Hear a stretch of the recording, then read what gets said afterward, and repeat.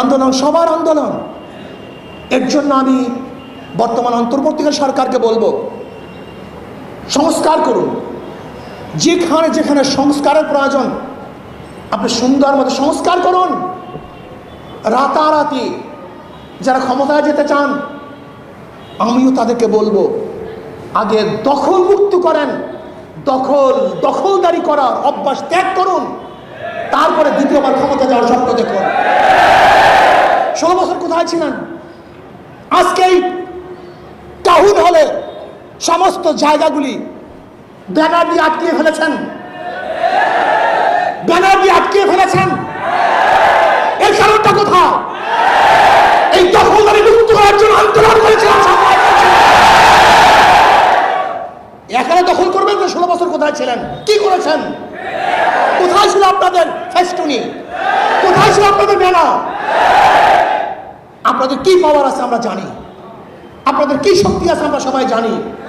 খবরদার, স্পষ্ট কথা বলতে চাই, স্বৈরাচারী শেখ হাসিনার বিরুদ্ধে আন্দোলন করেছি, সংগ্রাম করেছি, রাস্তায় নেমেছি, বুক পেতে দিয়েছি, মানুষ শহীদ হয়েছে, মানুষ বিকলাঙ্গ হয়েছে, মানুষ আহত হয়েছে, নিহত হয়েছে, কিন্তু পিছপা হয় নাই। আমরা যোদ্ধার জাতি, আমরা রক্ত দিতে জানি, আমরা শহীদ হতে জানি, আমরা বুক পেতে সামনে দাঁড়াতে জানি। আমরা আবু বকরের বংশধর, আমরা ওমরের বংশধর, আমরা ওসমানের বংশধর, আমরা আলীর বংশধর, আমরা খালিদ বিন ওয়ালিদের বংশধর, আমরা শাহজালালের বংশধর, সাহেবের বংশধর, আব্দুল বংশধর, মুসাইদের বংশধর। যদি বাংলাদেশ ইসলামের খেলাফ কেউ কথা বলতে চায়, কেউ চক্ষু উন্মোচন করে ইসলামের বিরুদ্ধে, কেউ আঙ্গুল তুলে, ওই আঙ্গুল ভেঙে দেবেন ইনশাআল্লাহ। আন্দোলন করেছিলাম, আমাদের আশা কি ছিল? মানুষ শান্তি পাবে, মুক্তি পাবে। কিন্তু 5 তারিখের পরে যারা লুট করেছে, দখলদারি করেছে, নির্যাতন করেছে, নিশ্চয়ই তারা এই সংগ্রামের কোনো শরিক ব্যক্তি হতে পারেন না, বরং তারা অবশ্যই আমাদের নীতি আদর্শের বিরোধী এক চক্র। এদেরকে চিহ্নিত করতে হবে, এদেরকে চিহ্নিত করতে হবে কারা প্রতিষ্ঠান দখল করতেছে। এই যে দেখেন সাগরদী মাদ্রাসা, জোরপূর্বক ভারপ্রাপ্ত প্রিন্সিপালকে কারা রিজাইন করতে বাধ্য করতেছে। বিভিন্ন প্রতিষ্ঠান থেকে জোরপূর্বক প্রিন্সিপাল বা শিক্ষকদেরকে কারা রিজন দিতে বাধ্য করেছে। কারণটা কি? কেন পদত্যাগ করতে হবে?